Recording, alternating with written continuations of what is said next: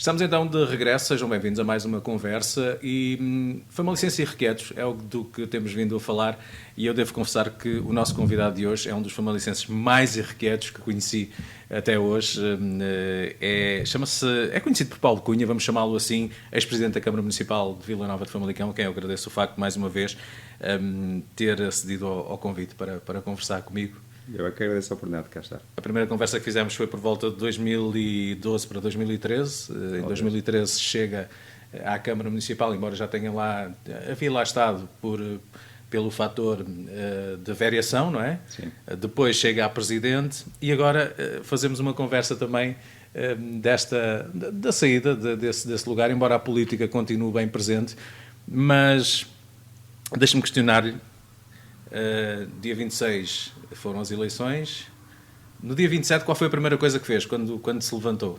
Na ressaca? Fui trabalhar, como os outros dias, embora as eleições tenham acontecido dia 26, o ato de posse foi dia 10 de outubro, até o dia 10 de outubro estive em pleno em funções, portanto, assegurar a normalidade do funcionamento da Câmara Municipal. Quando entrega a pasta e o gabinete, eu volto então a questionar-lhe, logo a seguir, porque a pergunta tem a ver com o facto de muita gente ter comentado que a partir do momento em que anunciou que não se iria recandidatar, que se notou em si um semblante mais light. Eu acho que é mais a percepção das pessoas do que a realidade. Porque eu acho que a minha forma de ser e estar não mudou assim tanto e não fiquei menos comprometido com o Conselho depois de ter anunciado que não me recandidataria. Pelo contrário, acho que procurei fechar dossiês, encerrar assuntos que estavam pendentes, fazer o que fosse possível para que até o último dia em que estivesse na Câmara Municipal pudesse, como tinha procurado fazer até então, ajudar os famalicenses a resolver os seus problemas. Portanto, não me senti menos comprometido, não houve nenhum alívio, não passei o fardo a ninguém no momento em que decidi não ser candidato. Agora, às vezes a percepção das pessoas é um pouco essa, mas eu nunca senti, se me permite usar a expressão, nunca senti o peso de ser Presidente de Câmara, porque sempre exerci o cargo com naturalidade. E, portanto, isso fez com que fosse um exercício light, se quiser que use essa expressão. E, portanto, nunca tive aquele ónus, aquela sensação de que era uma coisa pesada, enfadonha, chata, difícil. Não, problemas todos os dias, novos, sempre. Eu digo sempre que quando chegava à Câmara Municipal ia com uma agenda, e se no final do dia fizesse o relato, era muito diferente da agenda que eu tinha levado no início da manhã. Portanto, dia a dia, todos os dias acontecia isso, mas a gente chega a uma altura que se habitua e vive com essa, entre aspas, naturalidade. Tem a noção que em algumas pessoas, falam uma porcentagem até bastante larga, que quando anunciou que não se recandidataria, que provocou um certo estado de choque? Sim, houve pessoas que quase tiveram vontade de me agredir por essa minha decisão, que muitos achavam absolutamente irrefletida e despropositada e sem sentido. Houve pessoas que reagiram muito mal a essa decisão. Eu acho que ao longo do tempo as pessoas foram percebendo as circunstâncias, embora nunca tivessem concordado, muitas delas nunca concordaram, nem concordam hoje, mas o que é importante nestas circunstâncias é que nos sintamos bem com a decisão que tomamos, porque a consideramos, e eu considero-a racional, e do interesse do município, e nunca emocional nem do meu interesse pessoal. Portanto, a partir daqui, conforto da minha parte existe. Espero que com o tempo as pessoas percebam a bondade da minha decisão. Famalicão ter-se-á tornado ao longo dos anos um concelho, isto a propósito também de alguns comentários, um concelho pesado demais para quem esteja à frente dos destinos. A responsabilidade é muito grande. É muito grande. Como há pouco lhe dizia, eu senti sempre a responsabilidade, mas nunca me intimidou. Eu nunca tive dificuldade em sair de casa para ir trabalhar. Eu nunca faltei um dia ao trabalho. Felizmente nunca tive um dia com gripe, não houve nenhuma circunstância que me fizesse cancelar um dia de trabalho. Às vezes há compromissos que tive que adiar, porque outros surgiram entretanto, mas nunca... Há colegas meus a quem acontece que de vez em quando têm que tirar 2 dias porque já não aguentam e cancelam a agenda nos próximos 2 dias porque a semana ou o mês anterior foi muito pesado. Isso nunca aconteceu comigo. Embora eu reconheça que a Câmara Municipal de Famalicão tenha adquirido ao longo dos anos uma dimensão diferente daquela que tivera no passado. O que exige cada vez mais dos governantes locais, o que faz com que, e isso também contribuiu, se calhar mais cedo do que se imagina, sintamos que é hora de sair. E isso aconteceu comigo e pode acontecer noutras circunstâncias, porque de facto é um município muito exigente e quem faz isso, ou quem pretende governar o município a tempo inteiro, de uma forma muito dedicada, sempre presente, com diligência e à procura dos melhores resultados, é óbvio que isso nos consome, isso é óbvio que isso retira recursos de nós e faz com que não seja tão fácil quanto se foi no passado, com certeza que sim. Também a sua rotina. Nós sabemos que na sua rotina está muitas vezes, ou quase sempre, acordar cedo para praticar a sua corrida matinal. Ainda aqui há poucos dias falava com Vanessa Oliveira, uma atleta famalicense que corre no Sporting Braga, que dizia que cruzava-se muitas vezes com o Dr. Paulo Cunha quando fazia a sua corrida matinal, saindo do lugar como Presidente da Câmara. Acrescentou mais alguma coisa à sua rotina? A rotina continua a ser a mesma ou ainda está naquela fase dos dias que correm? É igual, a minha rotina é igual. Levanto todos os dias à mesma hora, faço coisas muito diferentes. Não saio de casa é para ir para a Câmara Municipal. Ainda não aconteceu isso. Ainda não aconteceu. Por engano, não aconteceu. Podia acontecer. Eu recordo quando, há uns anos, mudei a minha família, mudámos de habitação. Durante muitos dias, dava comigo a estacionar o automóvel junto ao prédio onde viver até então. Não aconteceu isso ainda, portanto, o carro ainda não foi na direção do Parque de Estacionamento da Câmara Municipal, e penso que não irá, mas a minha rotina manteve-se. Agora faço outras coisas diferentes que fazia antes, mas o meu modo de vida não mudou, continuo a correr às 6h30 da manhã como ia, encontro-me com a Vanessa várias vezes, convivo com as mesmas pessoas, basicamente, vivo no mesmo apartamento onde vivo há cerca de 20 anos, portanto, a minha vida não mudou esse nível, continuo um famalicense como sempre fui. Dr. Paulo Cunha, dá para se recuperar de alguma forma ou tentar compensar o tempo que não se teve para a família? Uma vez que nós também temos essa noção, ainda ontem conversava com alguém que dizia que via em si uma pessoa tão trabalhadora, tão virada para o trabalho, ainda por cima investido das funções que tinha. Já me disse que não se consegue compensar, mas não se consegue recuperar o tempo, mas de algumas formas já vai pensando em compensar de outra maneira. É muito difícil porque eu acho que quanto mais nós tentamos fazer isso, menos o conseguimos. E quando damos conta, até nos tornamos enfadonhos para a nossa família. Até porque os habituámos a uma rotina. Eu não estou mais presente hoje do que estava antes. A minha esposa diz que eu sou o desempregado mais ocupado que ela conhece. Porque, de facto, eu tenho dia-a-dia super ocupado, por muitas razões, umas até de afinidade pessoal, outras também no contexto profissional que eu me estou a procurar inserir, porque aos 50 anos iniciar uma atividade não é uma coisa fácil, como devem imaginar. Aliás, é um pouco uma ideia, e eu vivi muito isso, de que as pessoas nestas idades se consideram demasiado novas para se aposentar e muito velhas para trabalhar. E de facto não é que isso seja a acontecer comigo, mas é uma realidade nova que eu tenho que abraçar e, portanto, que exige de mim, até porque foi uma escolha minha, mas a minha família também não está assim muito habituada a que eu esteja tão presente quanto isso, e eu tenho que ter cuidado, não vai eles lidarem mal com essa circunstância. Ou quando se fala, por exemplo, das filhas que cresceram de tal forma que agora, se calhar, o tempo também é mais... Tem os seus hábitos, tem as suas rotinas. Nós vemos isso nos filmes, que há pessoas que procuram compensar e depois o espaço já está ocupado, não é? Porque ao longo dos anos tanto se habituaram a jantar com os seus amigos ou sozinhos em casa, ou a almoçar numa determinada hora, que não é agora. A minha filha mais nova tem 18 anos, a mais velha tem 21, quase 22, não é agora que vão mudar as suas rotinas. Mesmo a minha esposa tem as rotinas dela, porque numa família, quando há um elemento que não está habitualmente, o que é normal e desejável, é que os restantes elementos da família criem o seu próprio espaço, a sua própria rotina. Quando outro elemento regressa, entre aspas, a casa, ou ele se adapta à rotina, ou então não vai mudar essa rotina, porque ela está criada. Isso acontece com naturalidade em minha casa, e, portanto, eu também tenho que saber viver com isso. Eu podia dizer, bom, se eu pudesse voltar atrás, se calhar fazíamos as coisas de forma diferente, jantávamos todos juntos, mas agora já não é um hábito de jantarmos todos juntos, não é? Agora vai começar um hábito de jantarmos todos juntos, porque durante 20 anos não jantámos todos juntos. Portanto, as coisas não se fazem dessa forma, não se fazem por decreto, e o tempo não volta para trás, como diz a canção.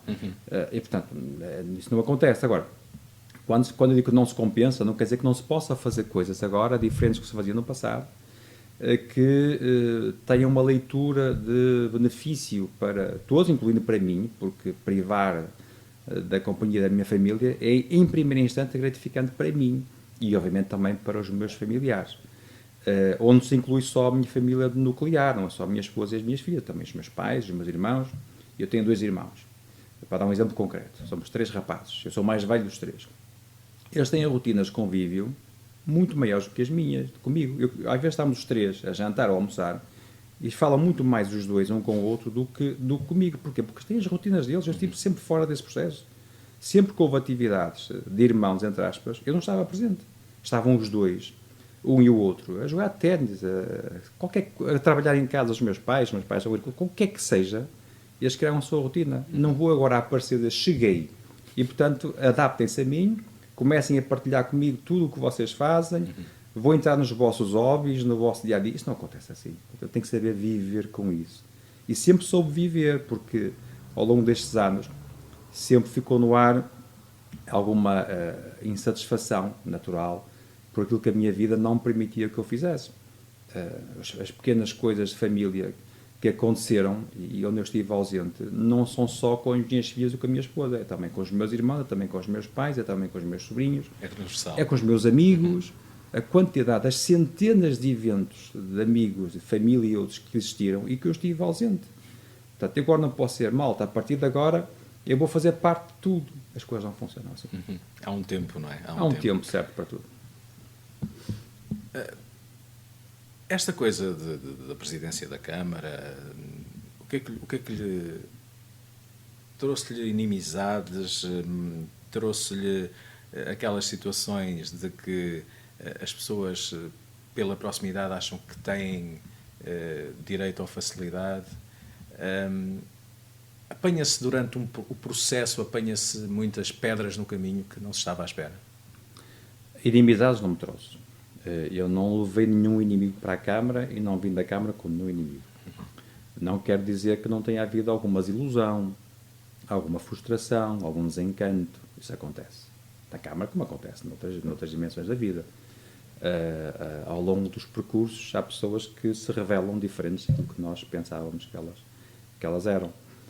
Houve sempre, há sempre, haverá sempre quem queira, entre aspas, aproveitar-se da circunstância e tentar, digamos que, beneficiar de um contexto favorável. Eu procurei que isso não acontecesse, mas, como é óbvio, quando percebi que a pessoa o queria, isso causou-me uma sensação de desagrado.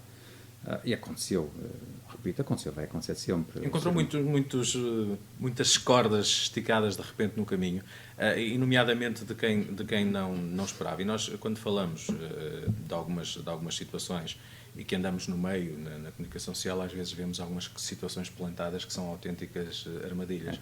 Foi também, aconteceu. Isso é uma, para além da covardia inerente, não se sente uma determinada revolta, uma vontade de... Não, eu nunca reagi a essas situações. Eu fui, ao longo da minha vida autárquica, objeto de muitas ações, umas com rosto, outras sem rosto. Nunca reagi. Eu dou-lhe o exemplo das redes sociais.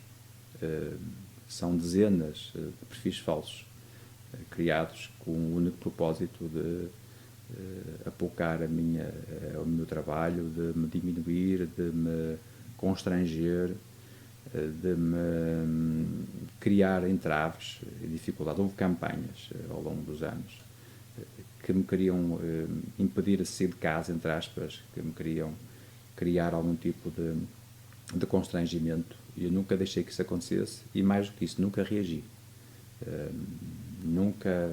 Ninguém vê nas redes sociais amigos do Paulo Cunha a responder aos ataques de que o Paulo Cunha é alvo. E eles existem e tinham vontade de o fazer. Eu sou o primeiro a desejar que não o façam, porque eu não vou escalar esse processo, não vou, desculpa a expressão, não vou dar corda a essa intenção. E, portanto, sempre reagi com, não diria com indiferença, porque não foi com indiferença. Porque eu não fico indiferente a isso. Isso afeta-me. Eu posso fazer essa confissão, agora que já não estou lá, isso afeta-me. Mas eu soube viver com isso. E viver com isso nunca foi, repito, nem fazer de conta que isso não estava a acontecer, porque eu não consigo, porque isso, repito, afeta-me. Mas também nunca foi reagir ao mesmo nível, nem sequer, não há nenhuma declaração pública minha em relação a essa matéria. Nenhuma ao longo destes 12 anos de vida pública, particularmente dos 8 últimos como Presidente de Câmara. Nenhuma declaração. Nem em circuito fechado. Não há ninguém com quem tenha falado a queixar-me da circunstância. Eu sempre percebi que isso era uma consequência natural da função. Natural no sentido de ser comum, embora não seja desejável, porque eu não acho que os políticos mereçam, e agora estou um pouco mais à vontade para falar sobre isso, não acho que os políticos mereçam a onda avassaladora de crítica fortuita, gratuita, por osmose quase, que existe hoje. Há uma ideia enraizada que os políticos são maus, e são todos maus, e são todos corruptos, e são todos isto, aquilo e aquilo outro. E, portanto, vão todos no mesmo saco, são todos conotados da mesma forma. E isso é tremendamente injusto, é desgastante, e vai ter consequências para as pessoas, mais tarde ou mais cedo. De facto, só esses é que lá devem estar, porque é que os outros que não são, vão estar disponíveis para a política? Portanto, há que abrir espaço para que os chamados malfeitores vivam da política, porque os outros não vão ter razões para ter desempenho político, e quem perde com isso são os cidadãos. Ainda assim, sentindo, entre aspas, a revolta será um bocado pesado, mas esse toque silencioso, há também, por outro lado, os números que o provam, que se os famalicenses não confiassem no seu trabalho, não lhe davam o que lhe dão ou o que lhe deram, e que naturalmente está aqui com a sua saída também, naturalmente volta a coligação a chegar à Câmara. Isso também lhe dá algum alento para... Dá-me satisfação. É sinal de que, felizmente, a esmagadora maioria das pessoas não pensa assim. Mas às vezes haver 1 em 10 que o pensa já chega para ser desagradável. É sempre aquele ponto negativo, aquele que toca... As nossas emoções não se fazem por percentagem, não é? Nós não ficamos bem ou mal dispostos só porque a maioria ou a minoria pensa uma coisa ou outra. Até porque quem é perfeccionista, e eu aproximo um bocadinho da ótica perfeccionista, quer que as coisas corram mesmo bem, quer dar o melhor de si, quem todos os dias tanto faz, tanto se esforça, tanto se sacrifica, de tanta abdica e tanta renuncia, para que as coisas corram muito bem, e tem a percepção que estão a correr mesmo bem, e mesmo assim há aqueles outros que não conseguem ver, por cegueira ideológica, por razões taticistas, porque não conseguem viver com o bem dos outros. Isso é muito comum. Há muita gente, há alguma gente, que não consegue viver com o bem dos outros. Ainda que eles estejam bem. Portanto, acham que só estão bem quando outros estiverem pior do que ele, ou estiverem mal, ou muito mal. Essa circunstância é desagradável. E isso aconteceu e aconteceu comigo, não aconteceu só comigo, acontece infelizmente com muita gente. Se fosse só comigo, provavelmente não havia problema, porque estaria resolvido. Mas acontece com muita gente. Isso não é agradável. Óbvio que depois os resultados, nomeadamente eleitorais, e os 3 resultados, os 2 que me permitiram a eleição, e o terceiro, onde eu tive uma participação grande, e fui mandatário do meu assessor, o Dr. Mário Pazos, deixam-me muito tranquilos no que ao trabalho diz respeito, mas não me deixam menos preocupado no que à forma de avaliar os políticos também diz respeito. Qual foi a marca na sua ótica que deixou no Conselho, ou se ainda está por aparecer, porque ainda há muito trabalho seu no terreno também, muita ideia sua, mas qual foi a marca que Paulo Cunha deixou em Vila Nova de Famalicão? Eu confesso que eu resisto um bocadinho a essa avaliação. Quem me conhece sabe que eu e os seus colegas aqui nesta hora de comunicação social e noutros sabem que eu nunca falo de números, por exemplo. Nunca falo. Quando estou a inaugurar uma obra, nunca digo que a obra custou 1 milhão ou 100 mil.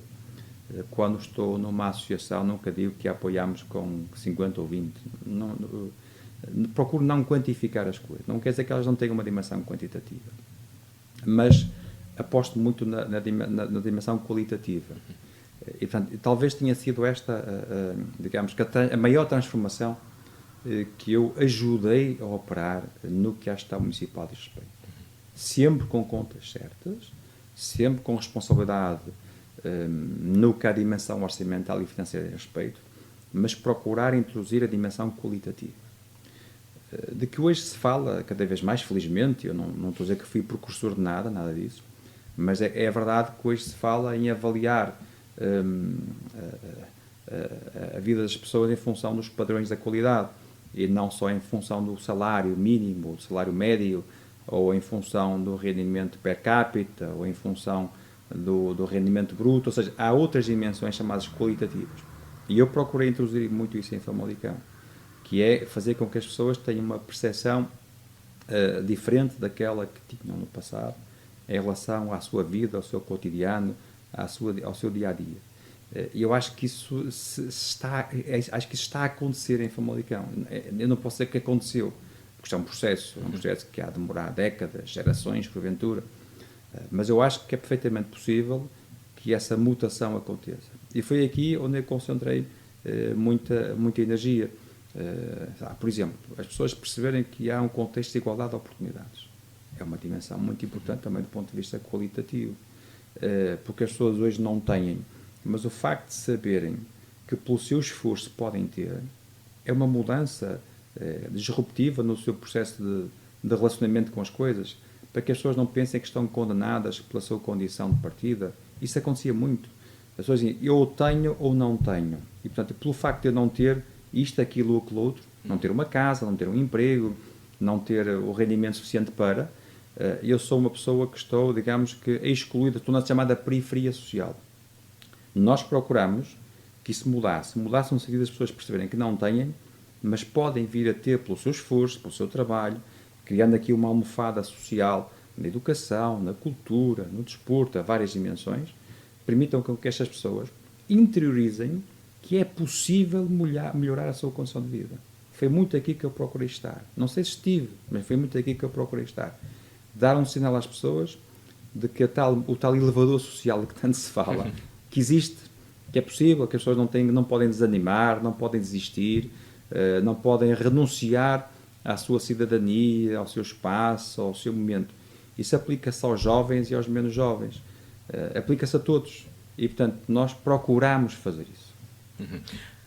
Vamos olhar aqui para o outro lado. Naturalmente, um homem que toda a gente elogia pela forma de estar e pela capacidade, por o facto de ser um famalicense irrequieto também. Em termos políticos, está numa fase de ponderação, está a ver como é que as coisas vão andar. Porque nós vamos também partilhando algumas ideias com gente que vai também lançando os seus bitites, como se costuma dizer a norte. Há essa ideia sua de ir para a capital e ter um lugar também dentro de uma nova estrutura do PSD?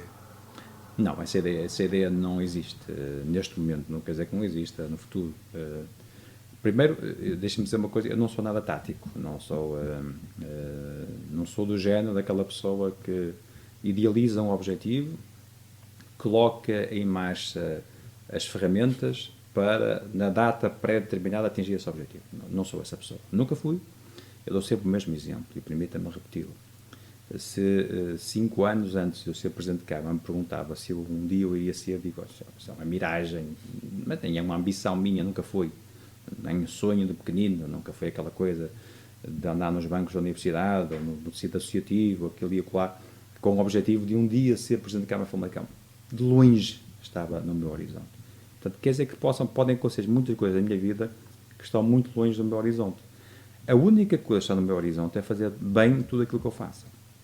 Sempre. Uhum. Eu fico muito gratificado quando... Eu sou professor na universidade há 27 anos. Quando me cruzo com ex-alunos, e cruzo-me felizmente muitas vezes, e saberam de mim e me felicitam pelo professor que eu fui para eles. Quando eu fui 15 anos advogado, e agora voltaria a ser em breve, e ex-clientes meus se cruzam comigo e dizem, obrigado pela tua prestação como advogado, foi fantástica. Quando, como cidadão também sou avaliado, como dirigente associativo que fui, eu fui presidente do Grupo Rio de Gavião, fui presidente da Assembleia Geral do Futebol Clube Famalicão, e portanto procuro no dia-a-dia dar o meu melhor em tudo o que eu faço. Se no futuro eu faria uma coisa do género daquilo que me falou, ou que outras pessoas me têm falado, ou que fazem prognóstico que eu possa vir a ser, não faça mais pequena ideia, sinceramente. Não faça mais pequena ideia. Não escondo o meu gosto pela política. Eu não saí da Câmara Municipal por deixar de gostar da política. Aliás, eu continuo a fazer política neste momento. Eu continuo a considerar-me um político, pelas responsabilidades políticas que eu tenho, mas ainda que não tivesse. Eu, neste momento, sou o presidente da Comissão Política Social de Braga, do Partido Social Democrata. E ainda sou da Conselhia, deixarei de ser dentro em breve. Mas, ainda que eu não tivesse esses cargos, eu considerava-me um político pela forma como eu acho que é possível, é desejável, e eu quero ajudar a intervir na sociedade e a melhorá-la do ponto de vista, lá está, qualitativo, ajudando as pessoas a ser bem-sucedidas. O que é que eu vou fazer para que isso aconteça? Não faço ideia. Ser um bom profissional na área da gestão, na área da advocacia, na docência, só por si já é uma forma de fazer essa política, fazer essa pedagogia da melhoria social. Todos nós, cidadãos, ao contrário do que em regra se pensa, podemos ser ou devemos ser políticos, neste sentido. Não é no sentido profissional. Eu não sei se alguma vez mais serei profissional da política, mas essa situação obviamente não está excluída. Podemos parafrasear Pedro Santana Lopes, vai andar por aí? Eu vou estar aqui. Eu vou estar aqui,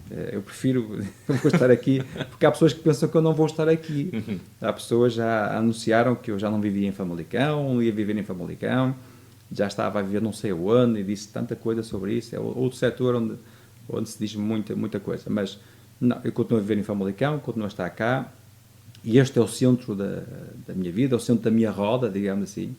A minha roda pode levar-me para muitos sítios, mas o centro continuará a ser Famalicão, porque é este território com que me identifico. Não imagino viver em mais lado nenhum que não seja em Famalicão. E, portanto, quero continuar a dar contributos, não sei bem quais, não estou a pensar nisso. Neste momento a minha vida está virada para o outro lado, completamente diferente daquele que é o da política profissional, mas acompanho, interesso-me, sou estudioso, observo, tenho ideias e continuarei a ter participação. Dr. Paulo Cunha, eu quero agradecer mais uma vez o facto de, ao longo destes anos, ter aturado este chato. Muitas vezes solicitou para estas conversas e nunca se negou a uma conversa connosco. Desejar-lhe tudo de bom para o seu futuro pessoal, político. É sempre pessoal, não é? Seja o que for. E até breve, como nós nos costumamos despedir. Até breve, seguramente. Muito obrigado. Obrigado. Fica por aqui mais uma conversa com um famalicense irrequieto, e que irrequieto, toda a gente conhece, o Dr. Paulo Cunha, e fiquem atentos porque mais programas vão existir com mais famalicenses irrequietos e, portanto, fiquem por esse lado, nós agradecemos. Obrigado.